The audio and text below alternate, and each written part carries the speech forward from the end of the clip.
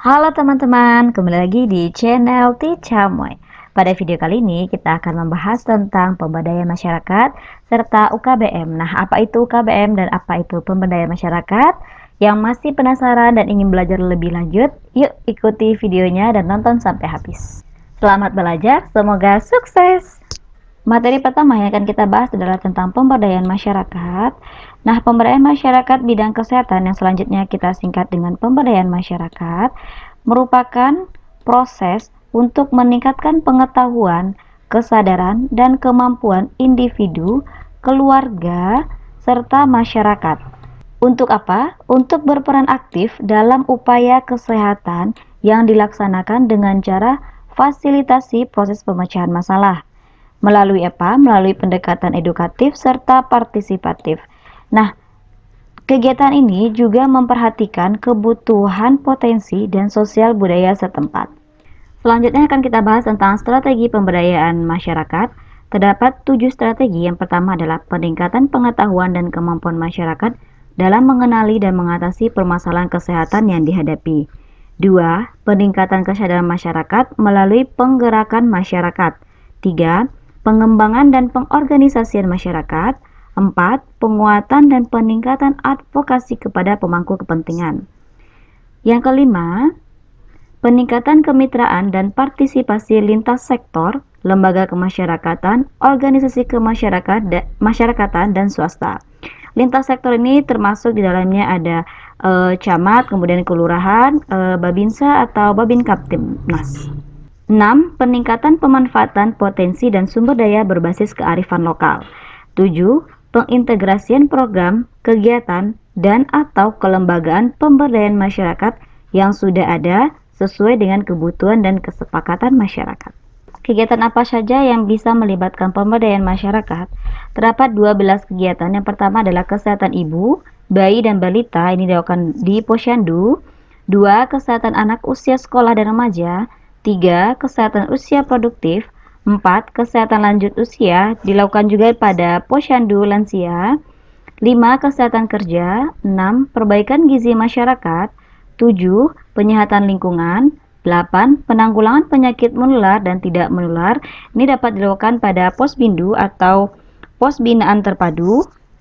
Kesehatan tradisional. Kesehatan jiwa. 11. Kesiapsiagaan bencana dan krisis kesehatan. Yang terakhir 12 adalah kegiatan peningkatan kesehatan lainnya yang dibutuhkan oleh masyarakat setempat. Dalam menyelenggarakan pemberdayaan masyarakat, masyarakat didampingi oleh tenaga pendamping. Siapa saja yang termasuk dalam tenaga pendamping? Yang pertama adalah pemerintah pusat, kemudian pemerintah daerah, 3. Lembaga kemasyarakatan, 4. Organisasi kemasyarakatan, swasta maupun perguruan tinggi, dan atau anggota masyarakat itu sendiri. Tenaga pendamping yang telah disebutkan tadi harus memiliki kemampuan sebagai tenaga pendamping yang didapat melalui pelatihan. Nah, pelatihan ini diselenggarakan oleh pemerintah pusat, pemerintah daerah, atau masyarakat sesuai dengan ketentuan peraturan perundang-undangan. Nah, selain tenaga pendamping ini, diperlukan keterlibatan kader dalam pemberdayaan masyarakat. Siapa itu kader? Kader adalah setiap orang yang dipilih oleh masyarakat dan dilatih untuk menggerakkan masyarakat berpartisipasi dalam pemberdayaan masyarakat bidang kesehatan. Apa saja peran kader? Yang pertama adalah penggerak masyarakat untuk berperan serta dalam upaya kesehatan sesuai kewenangannya. Kedua, penggerak masyarakat agar memanfaatkan UKBM dan pelayanan kesehatan dasar. 3. Sebagai pengelola UKBM. 4. Penyuluh kesehatan kepada masyarakat. 5. Pencatat kegiatan pemberdayaan masyarakat bidang kesehatan, serta pelapor jika ada permasalahan atau kasus kesehatan setempat pada tenaga kesehatan. Poinnya di sini adalah kader sebagai pengelola UKBM. Berdasarkan FR tahun lalu banyak keluar yang membahas tentang peran kader, salah satunya adalah pengelola UKBM. Di dalam penyelenggaraan pemberdayaan masyarakat terdapat beberapa tahap. Yang pertama adalah pengenalan kondisi desa atau kelurahan. 2. Survei mawas diri. 3. Musyawarah di desa atau kelurahan. 4. Perencanaan partisipatif. 5. Pelaksanaan kegiatan. 6. Pembinaan kelestarian. Poin penting di sini adalah tentang survei mawas diri, kemudian musyawarah di desa atau kelurahan, atau yang biasa disebut dengan MMD. Kita bahas satu persatu. Yang pertama kita bahas tentang survei mawas diri.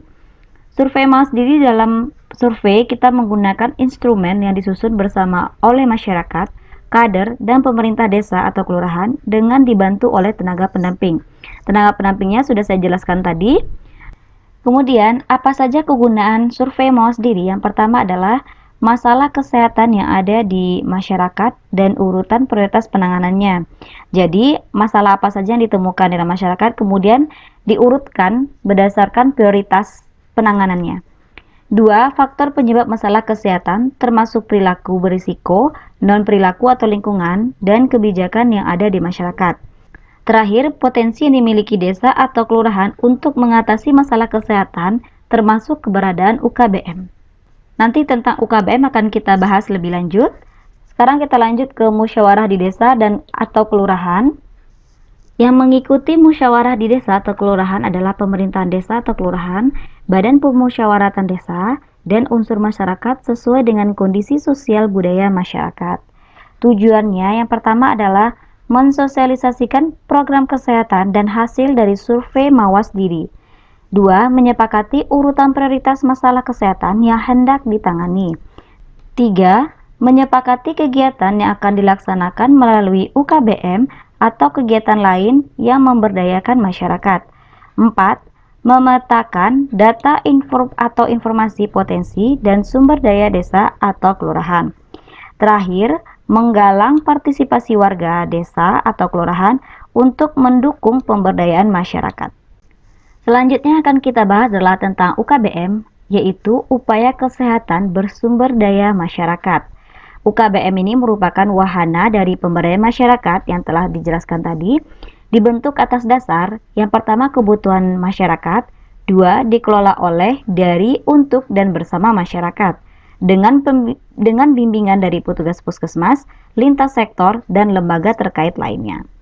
UKBM dibentuk atas dasar kebutuhan masyarakat dan penyelenggaraannya dilakukan dengan tahapan sesuai dengan tahapan yang telah saya jelaskan tadi tentang tahapan penyelenggaraan pemberdayaan masyarakat. Dalam pembentukan UKBM harus memenuhi beberapa syarat. Yang pertama, memiliki struktur kepengurusan. 2. Memiliki kader sebagai pengelola atau pelaksana kegiatan UKBM.